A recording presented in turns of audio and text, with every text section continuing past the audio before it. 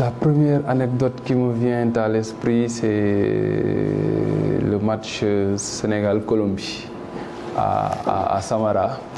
Parce qu'avant ce match, j'étais allé à l'aéroport de Samara pour faire un reportage, pour essayer de voir s'il y avait des Sénégalais qui étaient venus assister à la rencontre.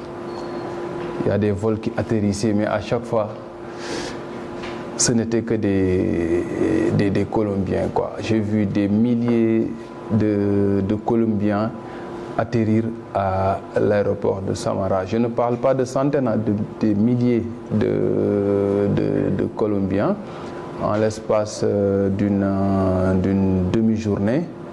Je me suis dit, non, mon reportage est tombé à l'eau. Moi, j'étais venu pour au moins avoir des Sénégalais qui viennent suivre ce match capital des Lions du Sénégal. Et avant de terminer le reportage, je tombe sur 4 Sénégalais. Je crois que les 2 venus du Canada, les 2 autres de la France. Et ils avaient sauvé l'honneur. Je pense que ça, c'est une anecdote qui m'a marqué et qui renseigne sur le degré de mobilisation de certains pays à l'occasion de la Coupe du Monde. Et à ce niveau-là, nous avons encore du chemin par rapport à ce que je vois du côté de l'Amérique du Sud. Et après, j'ai demandé à un Colombien, mais pourquoi les Colombiens sont aussi nombreux à la Coupe du Monde alors que vous n'avez pas participé à beaucoup d'éditions? Il me dit, nous Colombiens, nous préparons la Coupe du Monde pendant 4 ans.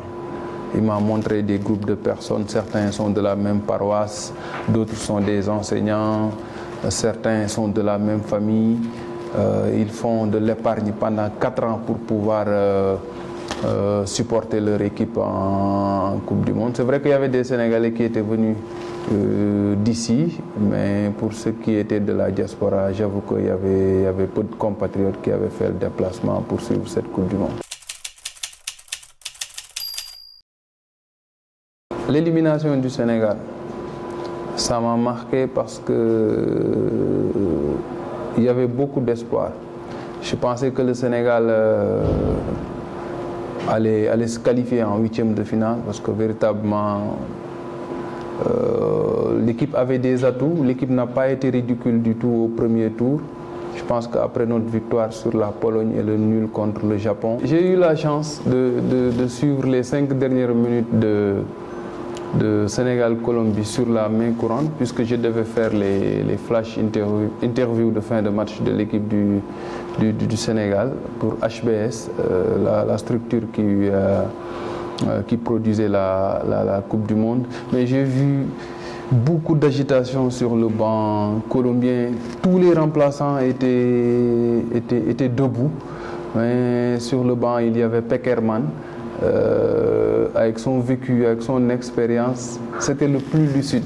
Tout le monde était agité, criait dans tous les sens, mais lui, il était très lucide. Il a fait ses changements pour gérer la fin de match. Du côté du banc sénégalais aussi, il y avait de l'agitation. Il y avait de la pression. Lui aussi, de son côté, essayait de faire les changements qu'il fallait pour revenir au score et essayer de se qualifier.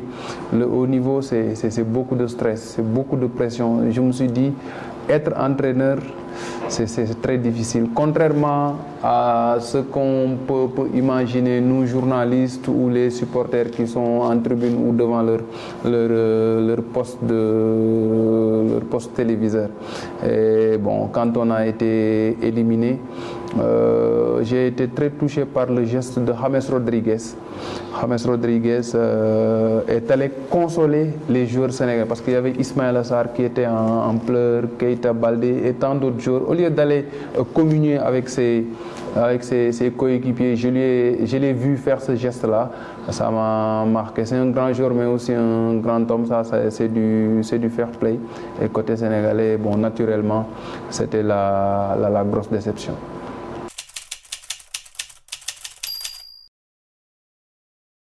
Couvrir une Coupe du Monde pour un journaliste, il n'y a pas mieux. C'est la plus grande compétition de football. une compétition qu'on a suivie très jeune. Depuis 90, j'avoue que je n'ai raté aucune Coupe du Monde. J'ai suivi toutes les éditions depuis 90.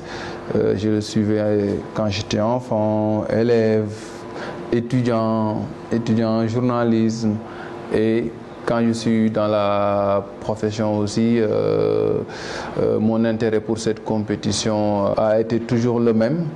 J'avoue que quand je suis allé en Russie pour couvrir l'événement, ça m'a beaucoup marqué. En plus, le Sénégal participait à la compétition. Je pense que c'est ce genre d'événement qui vous permet de grandir dans ce que vous faites, parce que vous découvrez autre chose, vous rencontrez énormément de journalistes. À la Coupe du Monde, vous avez des milliers de journalistes.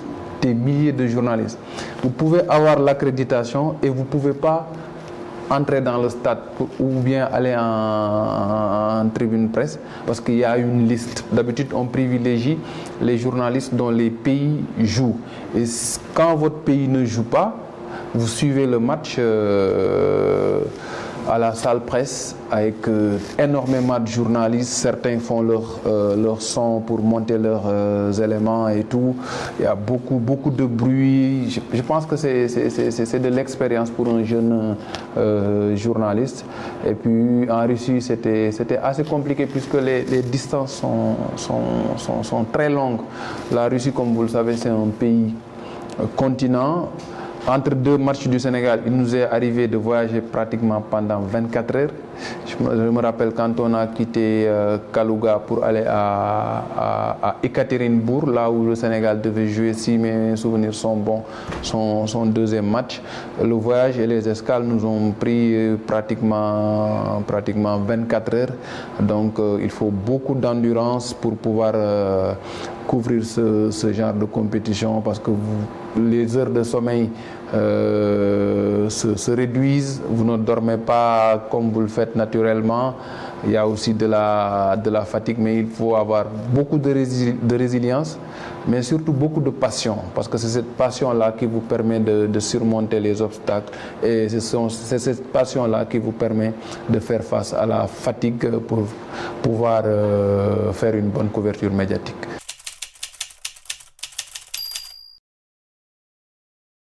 En zone mixte, comme d'habitude, il faut se battre. Hein. Il faut se battre pour avoir des flash interviews avec les joueurs. Ça c'est connu, quoi. Il faut parfois jouer des coudes pour avoir certaines interviews. Mais nous étions très bien organisés, l'équipe de la RTS, pendant cette Coupe du Monde. C'était pas moi qui faisais pratiquement les zones mixtes. On se partageait le travail. Certains parmi mes confrères faisaient les interviews d'avant-match avec le coach, parce que les droits qu'on avait achetés nous avaient donné cette possibilité-là. Avant chaque match, on avait la possibilité d'avoir Aliou Cissé en interview. À la fin de chaque match aussi, on avait la possibilité de faire des flash interviews avec l'équipe du Sénégal. On avait aussi la possibilité de faire des stand-up, de petits plateaux en bordure de terrain, et on se partageait la tâche. Il y avait Elash Tcherno Dramé, il y avait Seydina Aline Djigo et moi comme journaliste. Mais j'avoue qu'en zone mixte, ça n'a jamais été facile, que ce soit à la Coupe du Monde, que ce soit d'autres rendez-vous. Il faut se battre pour pouvoir rentrer avec de petites interviews.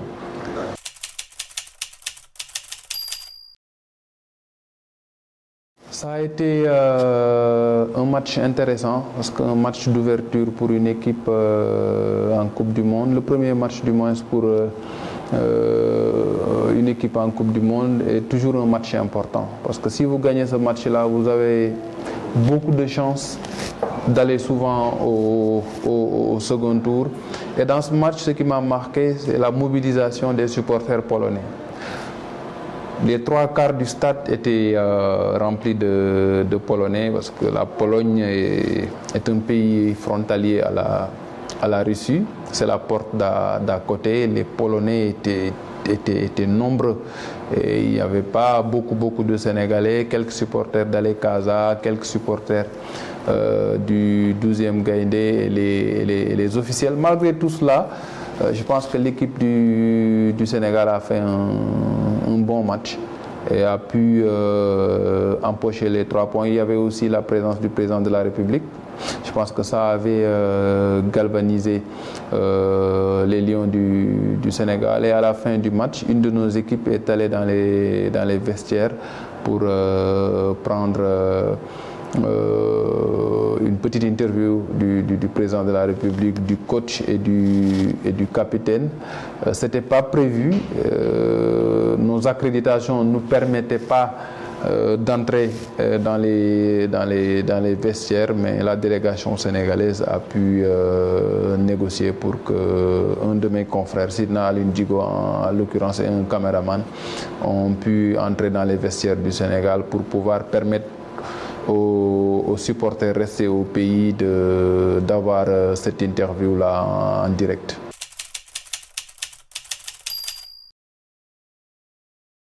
À vitesse réelle, je m'étais dit il n'y avait pas pénalty. Ça, c'était mon sentiment ouais, parce que je n'avais pas les ralentis. À vitesse réelle, je m'étais dit non. Je ne pense pas qu'il y ait pénalty sur Sadio Mané. Bon, quand l'arbitre est allé consulter la vidéo, il a annulé le pénalty. Je me suis dit non, je ne me suis pas trompé. Mais la nuit, quand j'ai suivi 2-3 chaînes privées russes avec les ralentis et tout, non, je me suis dit qu'il y avait pénalty. Et là, j'ai relativisé mon point de vue. Je pense que cette action-là, c'est une action qui m'a marqué dans cette Coupe du Monde. De mon point de vue, c'est ce qui a fait basculer le sort du Sénégal dans ce tournoi. Si on avait sifflé ce penalty pour les Lions, je pense qu'ils auraient pu aller au moins en 8e de finale. L'arbitrage à la Coupe du Monde, on en parle souvent, mais vous savez, quand les arbitres, quand ils décident de ne pas siffler un penalty, ils ne vont pas siffler. C'est le sentiment que j'ai eu.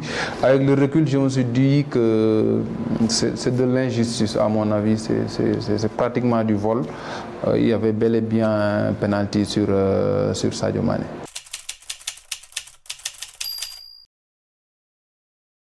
Comme tout Sénégalais, j'étais déçu.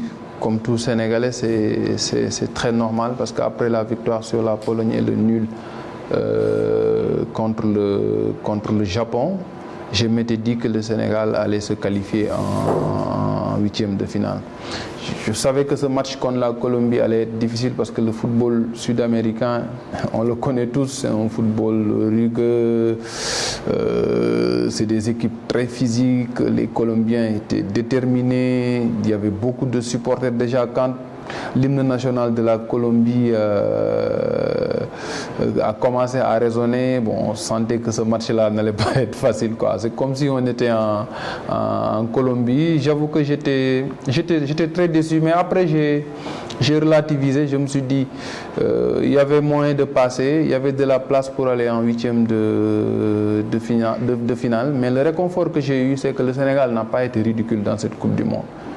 Franchement, sur les 3 matchs, l'équipe a fait une belle prestation. Quoique c'était la première Coupe du Monde pour l'ensemble du groupe, pour le coach aussi en tant que sélectionneur. Pour les fédéraux aussi, c'était une découverte. Ils étaient tous des Bleus en Coupe du Monde. Malgré tout cela, le jeu produit par le Sénégal, personnellement, m'avait beaucoup séduit. Là où j'ai eu un pincement de cœur, c'est qu'on n'a pas pu capitaliser sur notre victoire face à la Pologne et surtout sur les balles arrêtées parce qu'on en a eu beaucoup pendant cette Coupe du Monde. Avec toutes les grandes tailles qu'on a eues dans cette équipe-là, on n'a pas pu faire mal sur les phases arrêtées. Mais naturellement, il y avait de la déception.